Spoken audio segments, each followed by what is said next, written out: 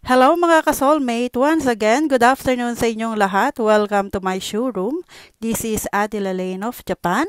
At para dun sa isang commenter natin na nagsabi na fake daw ang aking sapatos is para matapos ang bashing sa aking page at para sa mga nagmamarunong, sa mga basher na hindi ko alam kung shoe collector din ba kayo or aware ba kayo sa mga ganitong sapatos or dahil ba sa babae ako kaya gusto nyo lang akong i-bash. Or baka hindi kayo nanonood ng ibang review ng mga sapatos na ganito? Ipapakita ko sa inyo ang pagkakaiba ng mga pairs na hawak ko. Hindi naman ibig sabihin na Jumpman logo ang ipinost ko, na Jordan 4 na latest collection ko, ang ibig sabihin nun ay peke na siya. Ako sa inyo, itong kahon na to is, ang nakalagay sa kanya is girl size, GS size. Uulitin ko, GS size ito. Babae ako at ang paa ko hindi naman pang dragon at okay lang naman siguro kung girl size ang bibilin ko. So ito yon. Hindi ko lang siya na ipopost pa ng buo dahil nga sa palagi akong busy sa trabaho. Ayan ang aking Air Jordan 4 Bread Reimagine. So ayan siya.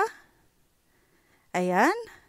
At ayan ang kanyang logo is Jumpman. Jumpman ang logo ng girl size ng Air Jordan 4 Retro Bread Reimagine.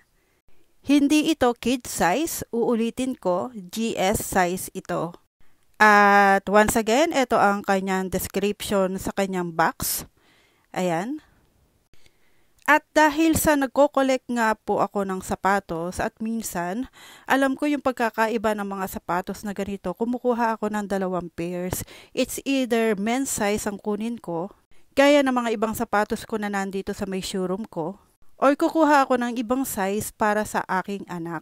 Ito naman yung hawak ko na isang pair. Ito naman ay men's size. At ipapakita ko sa inyo ang pagkakaiba nila sa girl size. Ito yung men's size ng Air Jordan 4 Retro Reimagine. At ang logo na ipinaglalaban ninyo sa outer sole niya is this. Ang nakalagay sa kanya is Nike and check swoosh. Pero it doesn't mean naman na original din ito at peke yung Jumpman at hindi rin naman ibig sabihin original yung Jumpman at peke yung Nike. Ayan ang size niya, men's 11. So I have both GS size and men's size. And again, itin ko, hindi dahil sa men's size ang hawak mo na sapatos is parehas na siya ng GS size.